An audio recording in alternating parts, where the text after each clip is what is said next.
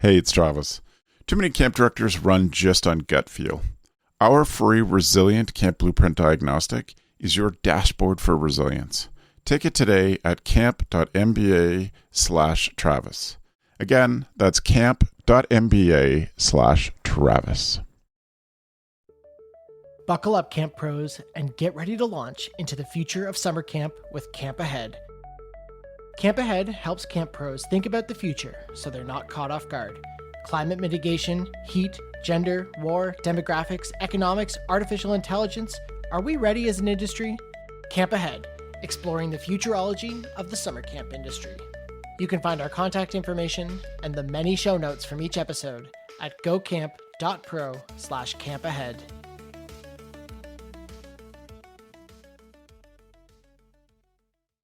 Is creating your camp schedule a headache?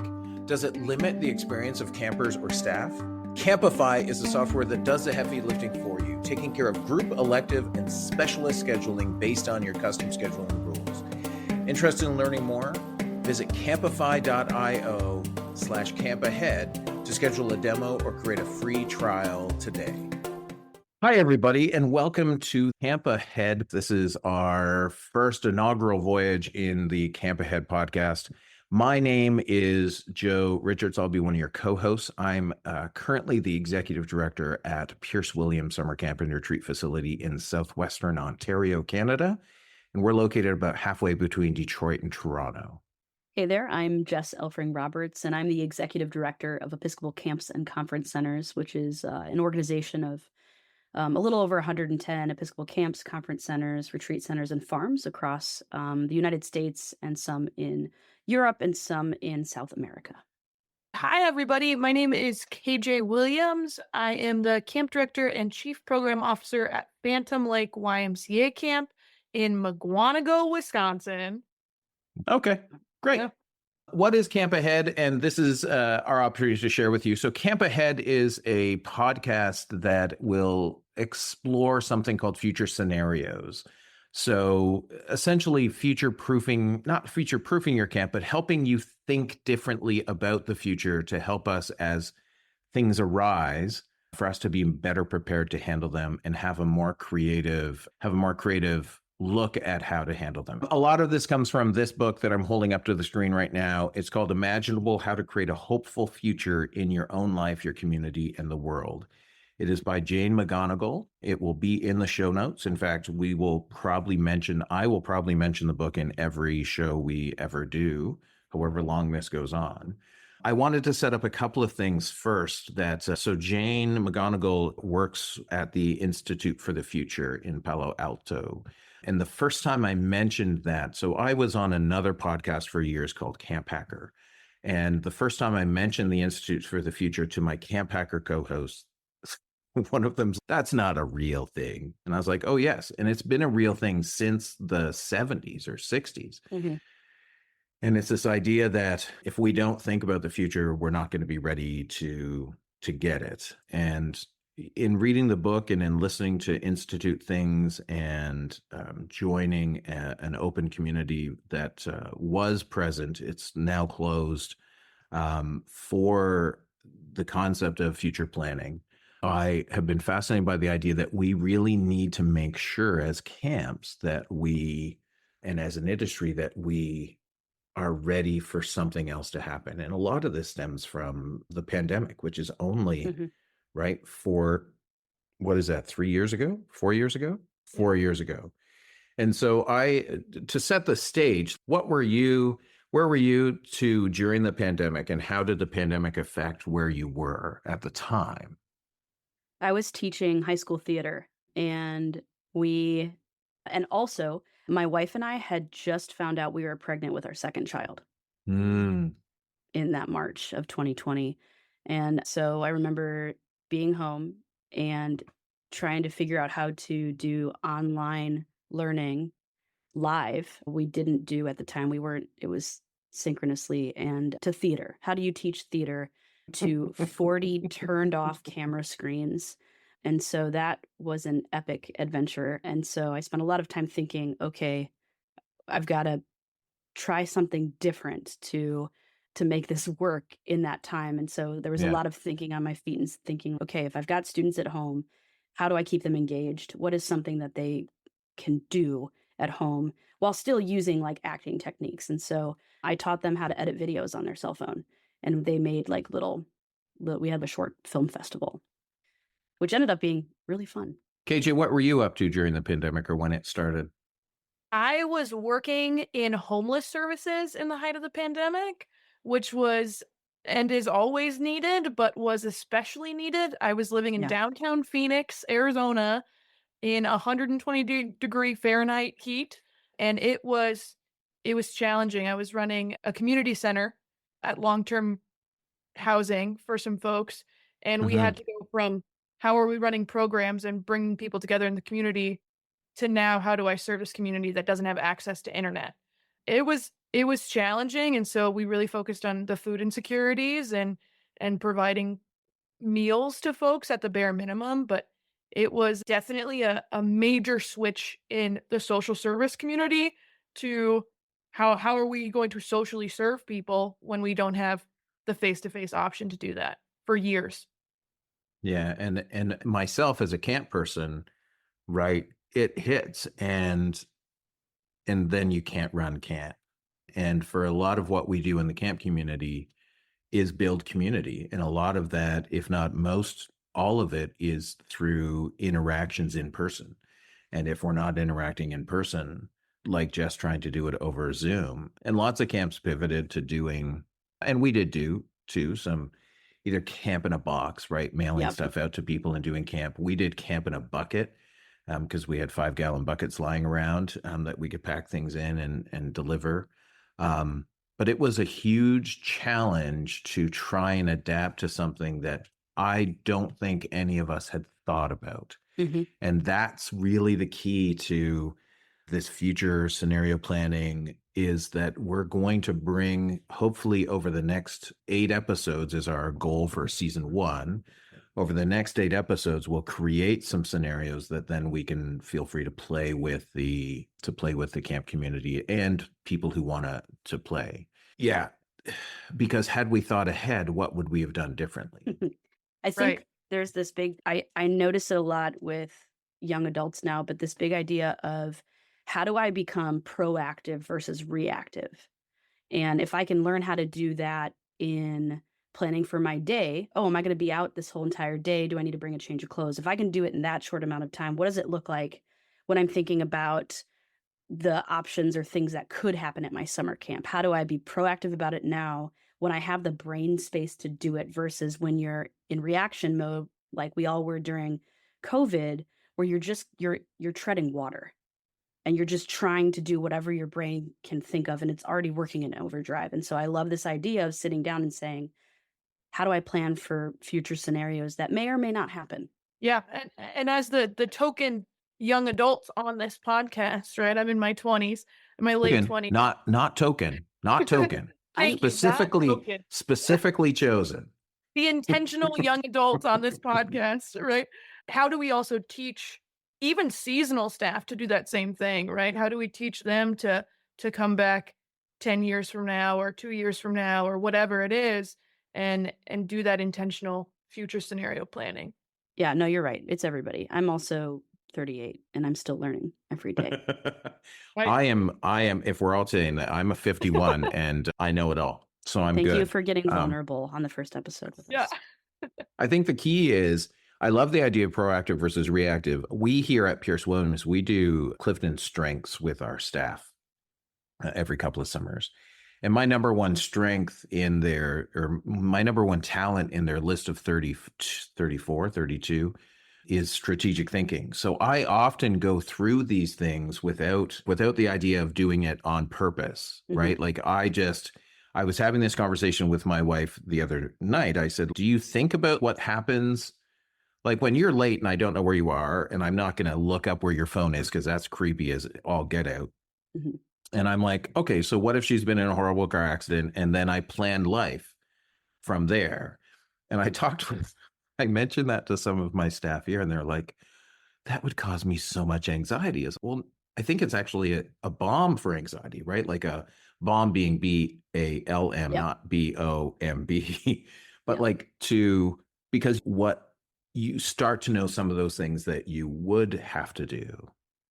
I love how positive you are in the way you're shaping that. I do that, but I call it just worst case scenarioism, where my brain just goes to the worst case. And you're like, oh, Yeah. this is great. I'm just going to plan for this future. And I'm like, okay, so if everybody in my life dies, then what do I do?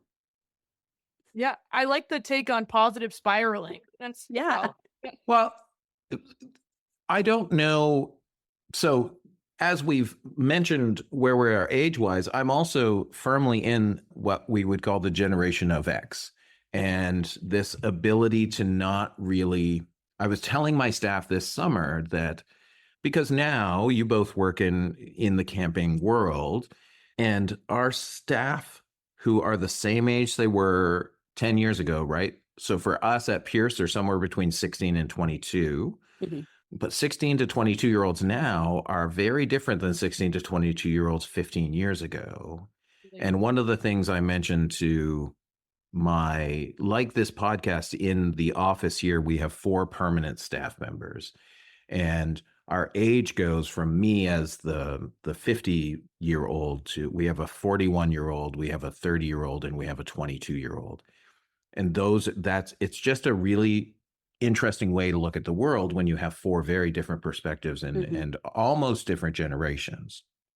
But I was saying to my camp director, who wanted everything to be perfect, because who doesn't want everything to be perfect, that I can explain Gen X in one, for the most part, I can explain Gen X in one short story, which is that we were all built up. They were going to put a teacher in space. We were super excited. And every classroom had teacher in space like for weeks prior. And on the day of this space shuttle launch, we all gather in our classroom. We're in the gym for some schools. We watch the space shuttle launch. We watch the space shuttle explode. And then we go back to class. It just, okay, take out your math textbooks. And we're like, okay, great. Because that was just the way. There was no, because I don't think adults had any other sort of way to sort of think through that. But that explains Gen X to a huge degree, is that you're just like, well, let's move on to the next thing. And if we ever need to process that thing that happened, we'll do that much later so that it affects future generations. I was born on January 30th, which was 2 days after the Challenger exploded. Wow. My mom's, I was in the hospital and they just kept replaying it over and over again while I was in labor. And I was like, cool, that's how I was born. That's how trauma gets introduced for generations. A few things about the book Imaginable as we go into this topic. And I just want to be upfront with everybody who's listening. I did before I brought Jess and KJ on board, a whole bunch of research, and then had ChatGPT and AI help me do research and sort of plan out a schedule. And so we have a schedule that is very much planned out by ChatGPT. But one of the other things I've done is in numerous conversations with various AIs, is I've asked for tidbits about the book Imaginable. And the one ChatGPT has a summarized PDF book article, web and text code in its GPTs. And there's a couple of the quotes that really spoke to me for this first episode, which is that when we imagine the future, we're engaging in a form of mental time travel that helps us make better decisions today. And that's a direct quote from the book. And that's really what we're doing, because for camps, and I don't know how you two feel, but for young people, especially at camps, KJ, when they get a directing role, oftentimes they're thinking about this summer or next summer, and it takes a lot to think, well, how is this decision going to affect 10 years down the line or 15 years down the line? Yeah. And so this time travel will allow us to be somewhere else momentarily that's not here, and also not concerned about, will my contract be renewed in the next 6 months? And so so for us, I want you two to really play into this idea of mental time travel and putting ourselves 10 years out. So I think kind of to jump on that, if you haven't read the book and you're like, I don't understand what you're talking about. Like, we're not talking about Back to the Future or something like this. It's an exercise that you can do to kind of put yourself in a place that's not where you usually are.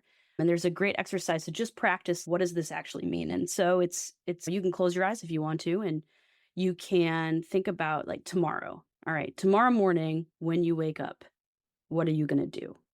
What's the weather going to be like? What's X, Y, and Z? And it really asks you to engage your senses, your five senses. And that helps you to really paint the picture, your brain to connect these things about tomorrow. And so if you can do that, if you can plan out tomorrow, you've done time traveling in this idea, but in a very short way. And when you go into this book, it helps you to think through doing that same exercise, but thinking 10 years. What does it look like 10 years from now for you to wake up? But there's a lot more questions that come Yeah. up when you're thinking Yeah. about 10 years from now versus tomorrow, because we all have a somewhat of a routine when we wake up. And so you know what that looks like. But what is your routine going to be 10 years from now?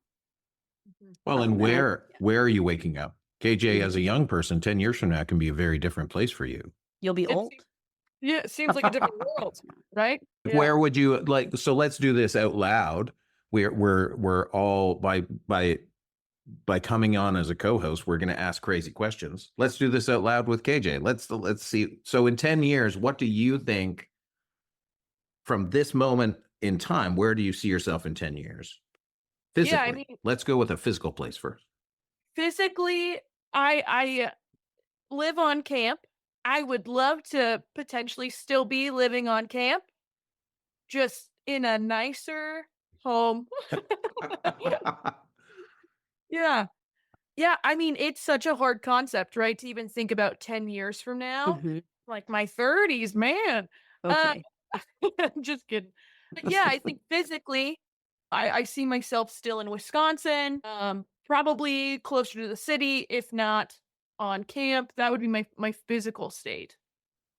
Yeah. Yeah. And so if you're still on camp, you're still working for camp. Yeah, I think so. This was the plan all along, and the goal would be in 10 years, I see myself taking over as executive director, CEO, most likely of the same camp, of this camp. That's where I can see myself at this current moment in time. Yeah. Yeah. And then, as I will tell you, life happens around you, Totally. and changes can happen. But I also say that as someone who's lived on camp at Pierce Williams since 2005. So I just finished my 20th summer here, and this is a hard part. And I don't know how you two would like. The hard part for me when I do this future thinking is I like where I am. Mhm. Right. Right. So, but also now, especially as a 51-year-old, and as my wife is going to, be able to retire in 5 years, 4.5 years. And then it starts to become, what does 10 years from now look like for me? Because if I don't live on camp, then where do I live? Because I don't have a house. Mhm. Right. What do we do? Do I still live on camp when my wife retires? Mhm. Do I still do camp for that length of time? One of the things that when I'm thinking about future planning and I can't answer those questions, I'm like, I don't know, a bigger house. And then it's, well, how many floors? Like how many rooms? How many bedrooms? How many people are living in it? And I can't get there. I pause and I go back to what are me, Jess, what are my values? What do I value as a human being? And like for me, in my life, that's authenticity, joy, inclusion, and creativity.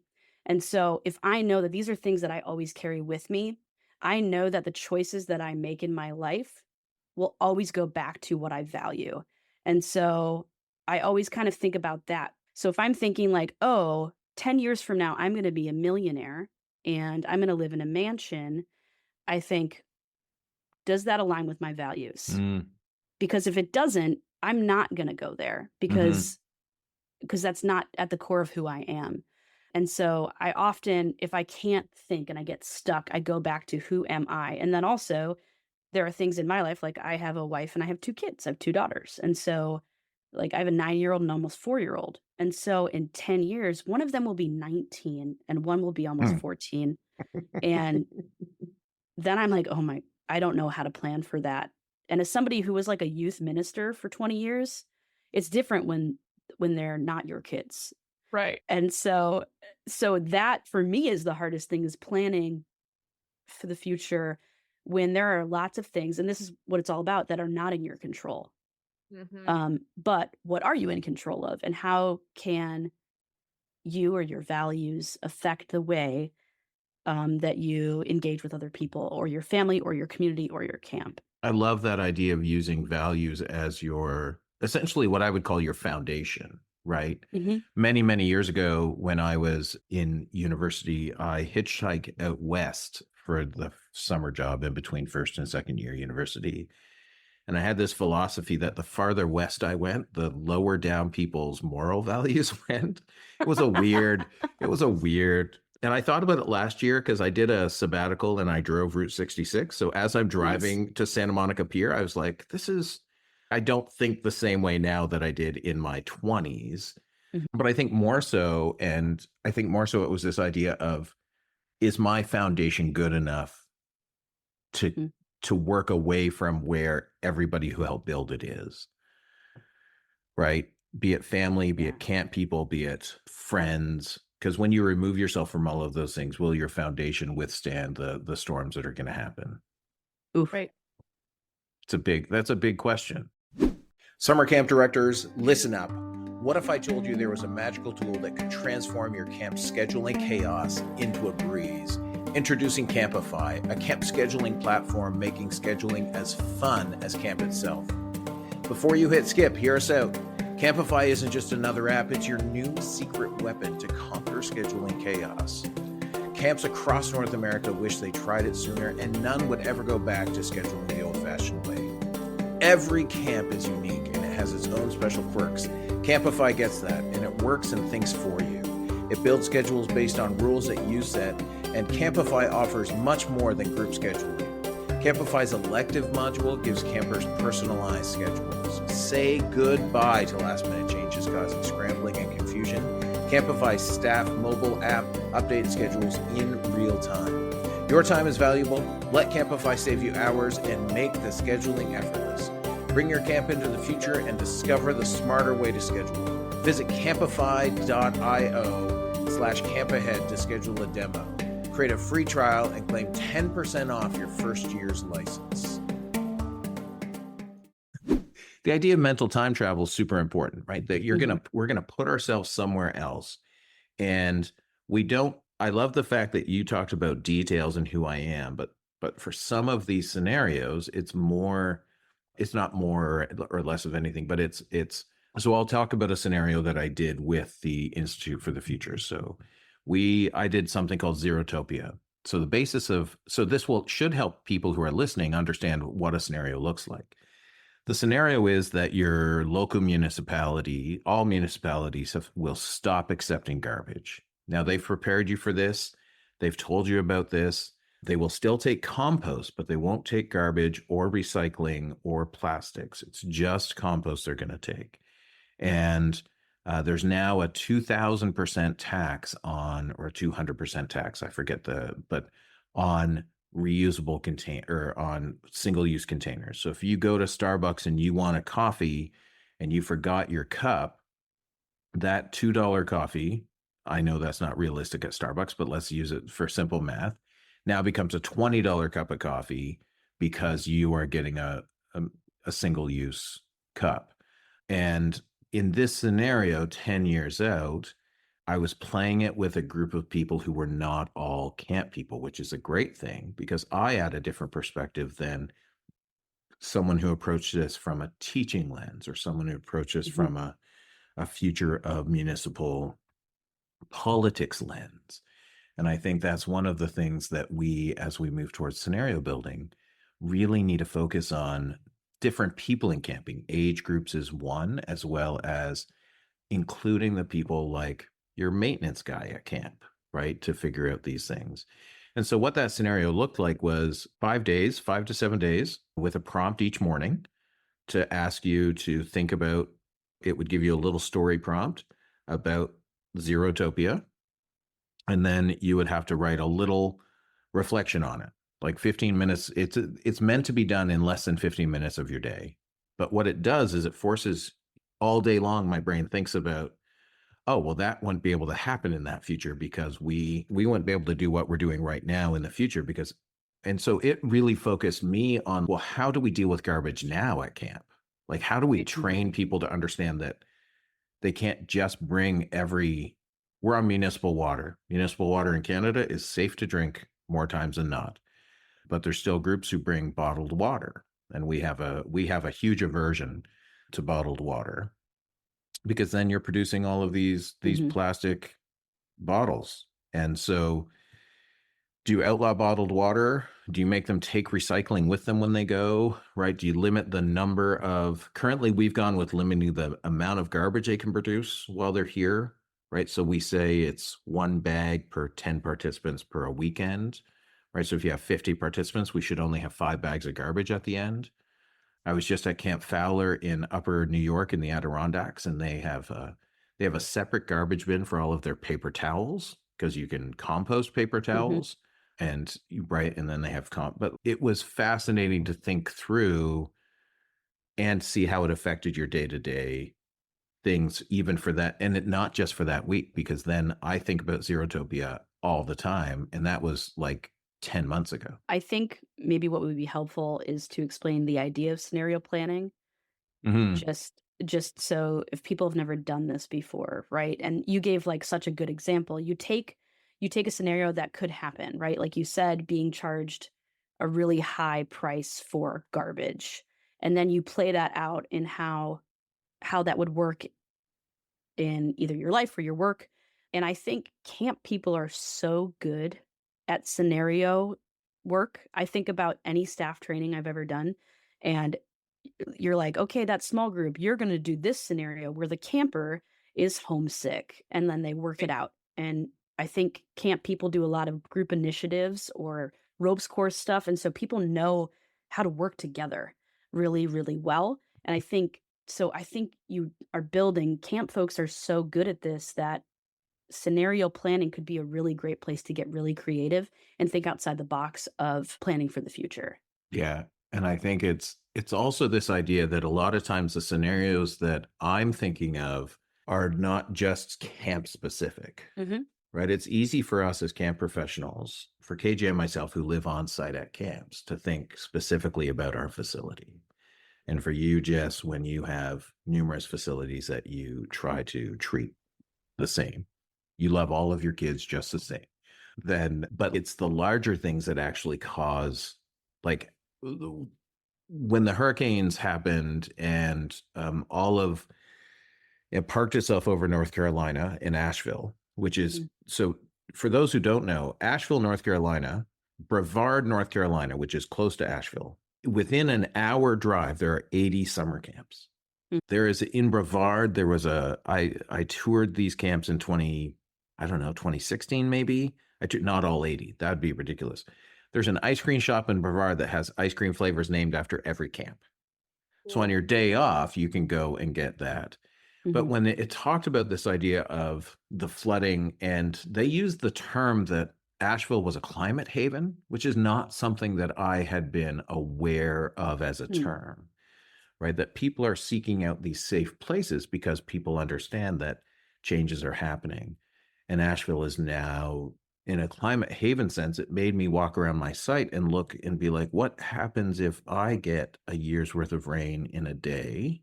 And we're recording this on Halloween. And just in the past 2 days, I'm not sure if Americans step out of the election cycle for a second, sections of Spain received a full year's worth of rain in 8 hours. Like the images are ridiculous of cars just being piled into giant piles by the water.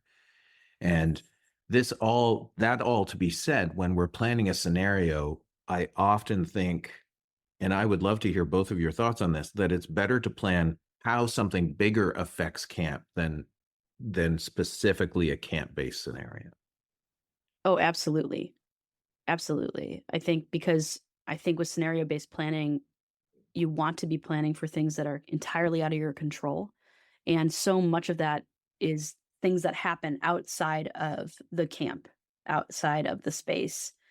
I was down in Asheville and visiting with some of our centers, and they couldn't drink the water. There aren't restaurants that are open, and there was a Waffle House, and you could grab food and go. People, I think, are still in shock of it happening there. Like you were saying, it's this climate haven, but if it is true that no place is a climate haven, then how do we think through how that affects us? I feel like when you think big, right? 10-year big planning, it makes those smaller things seem less, and not less in a way where they're not an issue. Mhm. But when we plan for something big, I feel like when something smaller but still big happens, it's simpler, right? It's simpler to handle. It's more manageable. Or More you think manageable, you right. think, "I know how to do this," or "I have an idea, and so when I look at this, I can actually break this down, and I think I can do the steps, easier." Right. Totally. Yeah. Yeah, because some of those big things, let's make a list. Like what are so environmental is a big thing. Huge. Sure. What's another big component to that can affect camps? Financial. There could be something that happens with your country's finances, so it could be the stock market. It could be all sorts of ways in which that can affect you. I think about this idea, and this is only from reading Institute for the Future stuff of migration, right? And the fact that what's going to happen as climate changes is you're going to have these migrants who are climate migrants. So you're going to have people from Florida who need to migrate somewhere else. You're going to have people from coastlines who need to migrate to someone else. But it could be a huge thing. It's a bit of a trigger for American politics, and I assume that there'll be a lot of American camp directors who listen to this.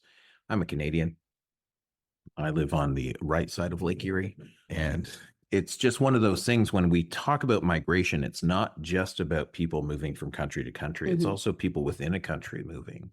And as a Canadian, I think of how much of our, for those unaware of, I have a geography degree as well. But if you didn't know, almost, I think it's 80 to 90% of the population of Canada lives within 200 kilometers or like 150 miles of the border with the United States.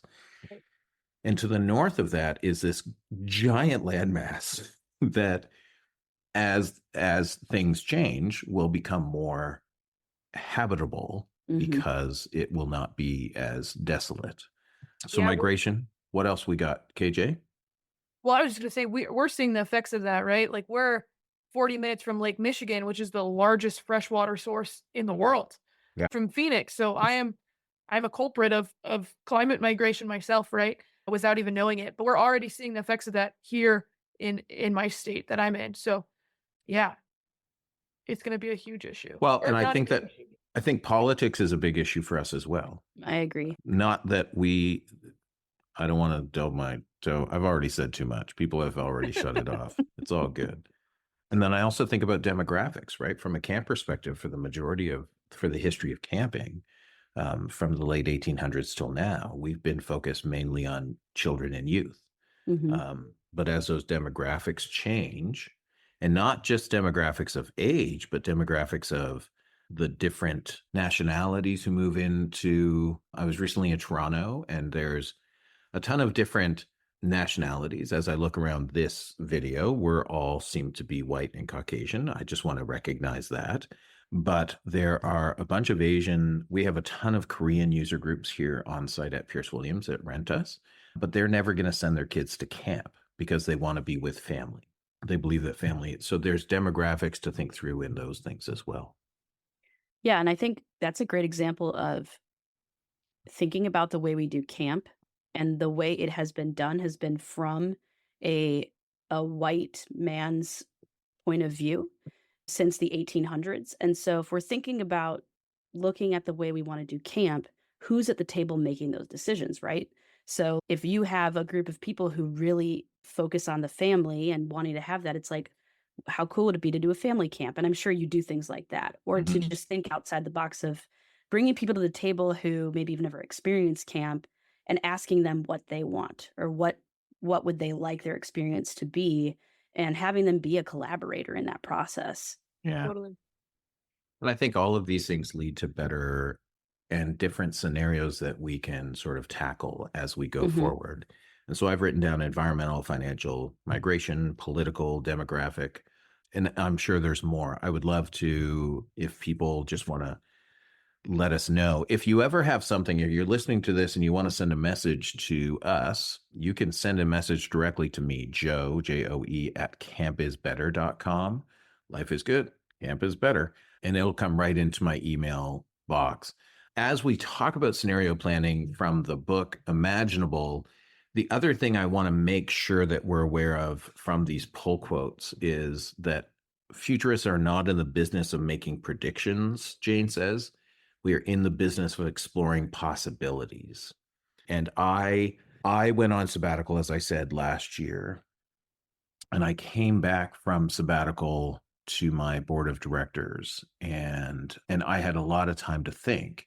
And one of the things I thought through was this idea of the potential future for Pierce Williams, right? Because it's not my job at this moment in time to save all camps, as I say. I'm being paid to save Pierce Williams. But what I wrote was, the future of summer camp and of standalone facilities will be challenging and unclear.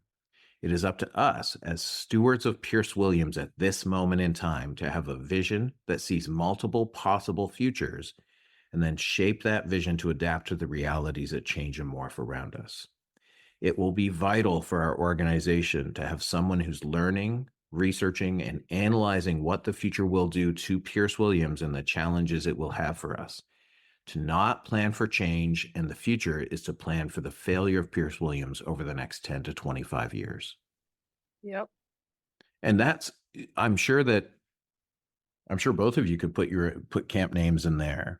I think that this is an industry-wide, I would go as bold as to say that this is an industry challenge, right? Is that as we go through the changes, if we're not figuring out how change is going to affect us, or if we're not mentally time traveling and looking at possibilities, we're going to be left behind.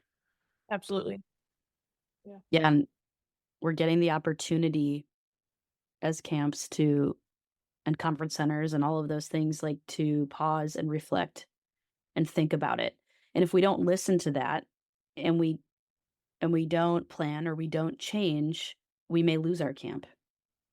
We may lose. And so I think there is a piece of doing a reality check on what does this look like in the future, and sitting down with your board, with your staff, with your stakeholders, and saying, let's spend some time looking at not this year, not the next year, but 5 or 10 years down. So if we're looking at strategic planning, let's look bigger and wider than we originally thought, because we need to be thinking about that. We need to keep that in our peripheries instead of just what's in front of us. And let's utilize each other. I think camp does this so well. The collaboration, it's not a corporate, we're fighting each other for the money or the kids, or we're battling. Camp is so good at collaborating. So maybe your board or your execs aren't ready for that 5 to 10 year conversation. Who is? Find the people that are, and what are they doing, and how can you be in collaboration with those people? Yes. If that's what this is, that's what the three of us are. So we had asked I hadn't asked numerous people. Full stop there for a second. I had put out an interest, right? Just a single post. I never reposted that post on the Facebook camping group. I just put out a post saying, hey, here's an idea.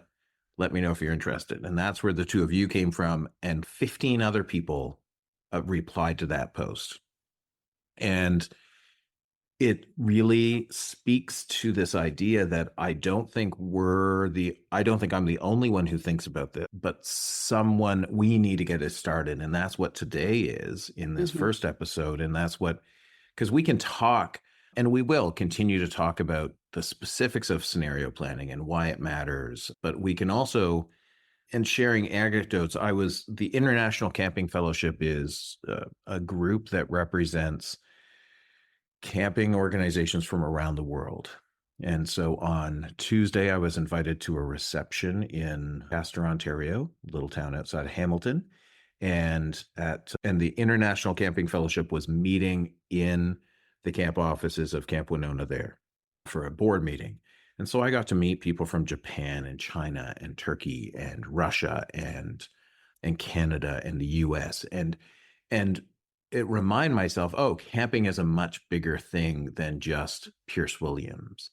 And I think for a lot of us, if you grow up in the same place, so there's two stories here. When I was a young camp counselor, I grew up at a camp called Kennesary Camp. My parents met at Kennesary Camp. Both of my brothers met their wives at Kennesary Camp. It is my home camp where I grew up. My brother is currently the executive director at Kennesary Camp. This is a family sort of feel. And it is one of the things that happened at Kennesary was that one year, like 88 or 89, we got on a bus on a weekend in June, and we came to Pierce Williams. This is well before I knew what Pierce Williams was. And we picked up the Pierce Williams staff, and then we took that bus to Toronto, the big city, and went to Lawrence Park Collegiate, which is a high school. And honest to goodness, there's 20 of us who get on the bus at Kennesary. There's 20 more people who get on the bus at Pierce Williams. We show up at Lawrence Park for the Ontario Camping Association Counselor Conference. And I walk in for the opening keynote to 1,000 to 1,200 other camp counselors in the room from hundreds of other camps. And I think as a young and very impressionable 16-year-old, I was like, like this is much bigger than Kennesary, right? And I still have books sitting on my bookshelf that I bought at that gathering, that one-day gathering. And that's the same way I feel when I go to conferences for international camping things, when you see, or other things. Jess and I sit on another organization council, the outdoor, I can't even think of the name of it right now. Outdoor OMC. Ministries Connection. So it's all the mainline denomination sort of outdoor ministries getting together, understanding that we are better together, and 90 to 95% of what we do is the same. But it's the same. There was a great gathering in the fall of 2019, just before the pandemic, where you had 700 camp people at Lake Junaluska in North Carolina. I'm not saying everybody's thinking about the future, and they're not, because oftentimes the day-to-day things at our own camps, our own facilities, get in the way of thinking too far out. What I'm saying is that when we meet a larger organization, we understand that, or I speak for me, I understand that somebody needs to do this thinking, and somebody needs to coordinate this thinking and help others see the need for it. On Tuesday, when I was at this gathering, there were numerous Ontario people there as well who had asked what I was doing. I'd left the podcast. I just took some time away from Camp Hacker, and they're like, "What are you working on?" And I said, oddly enough, I'm working on this future thinking podcast, Camp Ahead. And they're like, and they asked tons of questions about it. They're like, "Okay, how will we know when it comes out?" And I'm like, "Just pay attention." But we did not plan a future when the podcast came out, what I'm hearing. Exactly. We didn't actually have the future. The other short thing I want to say is, about 10 years ago, I started using a phrase at camp, and I would encourage all camps to start thinking this way. We use the phrase, today's camper's camper. So are the decisions I'm making today good for today's camper's camper, which in my mind is 27 years from now, if you do averages in math, which means if I have a 7-year-old who shows up at camp today, in 20 years, at 27, she's going to have a a child. This is all just basic averages. I haven't consulted an actuary on any of this. And that child then 7 years later will be able to come to camp. So 27 years from today, are the decisions we're making about camp, are they valid for today's camper's camper, right? Will it ensure that this building is still here in 27 years, that this decision will sit well for 27 years? And it's not something at the beginning, we used it as a reference point, right? Like somebody could say, well, what about 27 years from now? Which is a weird number to do. But once you know what it is, you're like, oh, what about 27 years from now? And it's a form, before I even read this book, it's a form of a future planning. Did you have any wrap-up thoughts about anything that was in the plan that we didn't get to? KJ, anything that anything you want to finish up with? I mean, hearing you two talk about something, let me get my thoughts in order. I work for the YMCA, right? Massive global organization that I would say is pros in the camp industry, right? They've got it figured out. And I'm going to bring it back to this collaboration piece, but we get so caught up in the Y world, in the Y camping world. And I'm just really honored to be talking to people who are professionals in camping that are not in the Y world and not affiliated with that association. And I think even in camping, we still have our bubbles, right? There's the religious camps, there's the Girl Scout camps, there's the Y camps, whatever it is. And my advice or my desire is to step out of that bubble to really have these conversations. And so I'm excited going forward to get some new perspective. Because when it really comes down to it, I think the goal of all of us in camping is the same, right? Creating a safe, positive, fun, life-changing environment for kids. And so I'm excited to see different perspectives and collaborate on how that'll look going forward. Yeah, I love that. I think that I often spend a week I'll go to a whole session of a camp as a chaplain or as a visitor. Instead of just going for a day, when I come and I'm visiting, I immerse myself and get to play and do all the fun things that camp has. And really what it has done for me in my life, and also as my role in supporting and advocating for all of our centers, is it's giving me this new perspective, right? Because I worked at a camp for almost 20 years. My wife and I fell in love there. Our eldest has gone to camp there. And that's the best camp in the world, right? That one. And then I go and I visit another camp and I spend a session there and I get to meet campers and I get to meet staff who were campers. I meet staff whose parents were staff. And that's the best camp in the world. And then I go into another one and it's the same thing. And when I hear people telling their stories and you see this look in their eyes of this, it's like this, it's made a profound impact and it's hit a core memory that's going to be with them forever. And I, in my role, for some reason, get to experience these things. And people are sharing their special place in the entire world with me. And then I think about these conversations and I love that idea, KJ, you're just talking about like getting outside of our best camp in the entire world, right? Or our best association in the entire world and opening those silos and being able to share and collaborate and dream and plan together.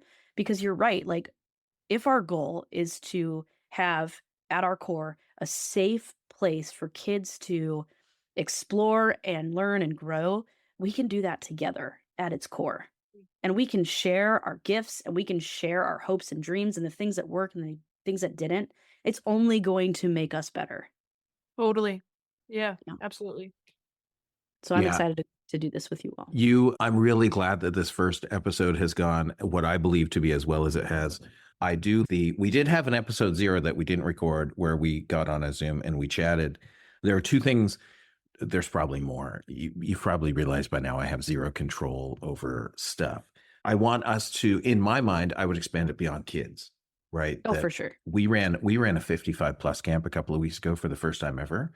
Oh my God, gold mine. Whoa. Gold mine in creating community, Not just funds, not just people coming, but all. I realized sitting in a room at 10 o'clock at night, listening to, well, probably 9:30 at night, listening to a guy who said he was going to play guitar for an hour, reach into his 2.5 hour limit. And he wasn't even he was just somebody had invited to come. And I was watching everybody dance and whatnot. I was like, all we're doing here is providing a place for people to create community. Yeah. And that's awesome. And all I'm doing go ahead, Jess. No, you're so right. I never went to camp as a kid. Oh yeah. I never had that experience. And I did go to a super conservative day camp. And that experience made me say, I'm never going to go to camp ever again. But I realized I was just like, I want to go to camp. I want to have that experience, but I also don't want, as a staff member, to make camp about me, because that's not my job. And so there is this, you're right, there is this need, this want, this for not just kids, but all ages. And I think you're right, it's that sense of community, and it's having this place of belonging. And so I'm glad you said that.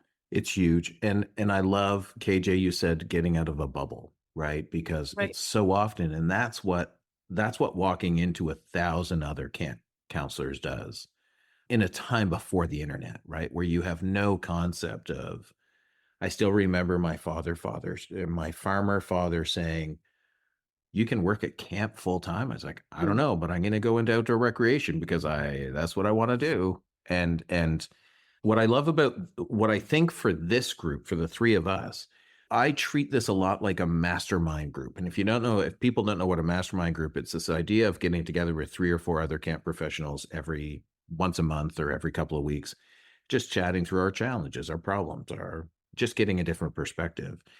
And on Tuesday, when I was at the International Camping Congress reception, Gab Rail, who is a longtime friend, almost a 30-year friend, and we were on Camp Hacker together for 15 years. She's there in person, and I'm like, for sure, I'm hanging out with Gab tonight. This is what I'm doing. But it reminds me of how important it is to have people to talk to sort of flesh out ideas and see where we're going. And that's really what this is for me personally, is this idea that I just think we as a camp industry need to think about the future more. And this is my way of being like, let's do that. Love it. I'm going to end with I'm going to give you two a couple of things. I want you to bring out the one thing that most surprised you about, or the one thing you're going to think about after you get off this call. And we'll do that on every call. So the one thing that was sort of brought up today, I'm going to read a couple of the other quotes, pull quotes from Imaginable by Jane. More vivid our mental simulations of the future, the more emotionally prepared we are for unexpected events. And Jess, you talked about that in the details. Details can be important. And by imagining a wide range of future possibilities, we can expand our capacity to respond to uncertainty, because the world is all about uncertainty, and we're just expanding that. So what were some of the things that you are going to still think about after we leave today? One of the things that popped into my mind, and I'm not giving homework at all, but was to ask the question, does your camp's mission or your organization's mission allow for scenario planning, for future planning? So take a look at your mission, what drives you, and does that allow for it? Or is it kind of, I don't know what the right word is, but limiting? There's the word. Yeah. Does your mission allow you to help plan for the future, or is it limiting? It's a good one. Did anything come up for you, KJ? Yeah. The terminology you used, Joe, was today's campers got me thinking, right? When we talk about future scenario planning, what is within my control seems simpler to think about for future scenarios than what isn't, right? Yeah. The annual campaign's budget, not in my control at this time. So I can't even imagine what to do with that. But the training the staff for 10 years from now and the way they're going to interact with these kids, that's within my control. So that today's camper really got me thinking about moving forward, what is within my control when looking at future scenario planning. Yeah. And just to build on that a little bit, KJ, is this idea that you're training the staff not just to work with those kids, you're training those staff to be amazing people outside of camp. Mm-hmm. Completely. And Jess said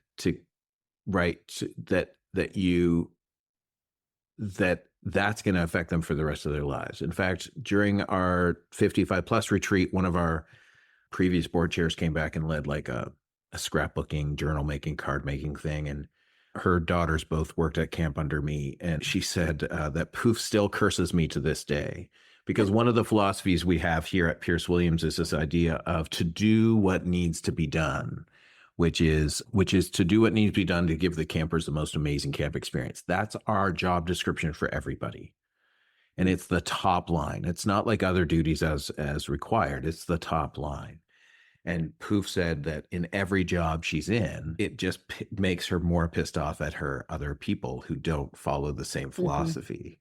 I think for me, I think the big thing I took away was early on, Jess, you mentioned proactive versus reactive. And I really want to make sure that we and our listeners understand that that's what the goal of this is, that we can become people who are more proactive.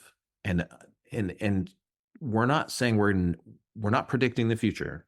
We're just playing with possibilities so that when possibilities arrive, we feel better about making decisions because we've already made those decisions mentally in a scenario or some form of that decision. And I think that's where we can be more proactive in making ourselves more comfortable and less anxious about the future. Yeah.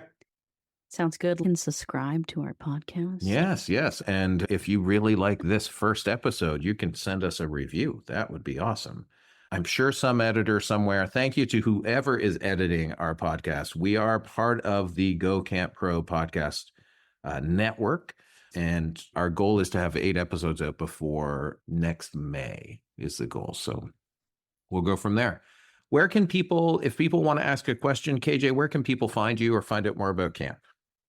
Yeah, you can find out about Phantom Lake YMCA Camp at phantomlakeymca.org. Same on Instagram, Facebook, all of those fun things. Or you can email me directly at kj@phantomlakeymca.org. And why do I always, do you spell phantom with a PH or with an F? Phantom with a PH. I'm just imagining your logo right now without looking, and I really hope there's a ghost. I wish it was cooler. I wish. Especially on a Halloween recording. Come on. Right. KJ Jess, spelled KJ, Phantom spelled PH. Jess, where can people find you? You can find me on our Episcopal Camps and Conference Center website, which is episcopalccc.org. episcopalccc.org. And my email is jess@episcopalcc.org. We're on all of the things, all of the socials. Awesome. That's great. And mine is just Joe, Joe, @campisbetter.com. Life is good, camp is better. That's where you can find out about Pierce Williams. You can reach and touch base. If you want to follow me on social, so Camp, Pierce Williams is on social media everywhere as Camp is Better. And there is a Joe Richards TikTok account that's called Camp Yo-Yo Joe, YOYOJOE, that I have not posted to in the past couple of months, but there's lots of good things there about camp and things. So we'll get to that.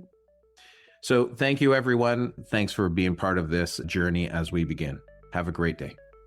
Thanks for listening to Camp Ahead, exploring the futurology of the summer camp industry.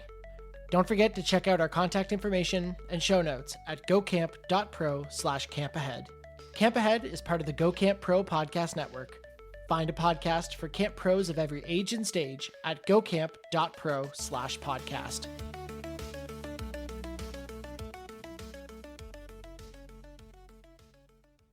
Hey Camp Pros, we love that our industry is built on sharing. In order to foster that spirit, we ask that whenever you get something great from a conference session, one of these podcasts, from the Camp Pros group on Facebook, wherever else, that you give credit where credit is due. That way, people can feel comfortable about sharing their best practices and continue to make all of our camps better. Thanks so much. Hey, it's Travis. Camp directors often tell me they're just too tired to take on anything new. That's exactly why my free Resilient Camp Blueprint Diagnostic exists. It doesn't add work, it shows you progress. Quick, free, repeatable. You'll know if your systems are paying off without the guesswork. Try it today at camp.mba/Travis. That's camp.mba/Travis.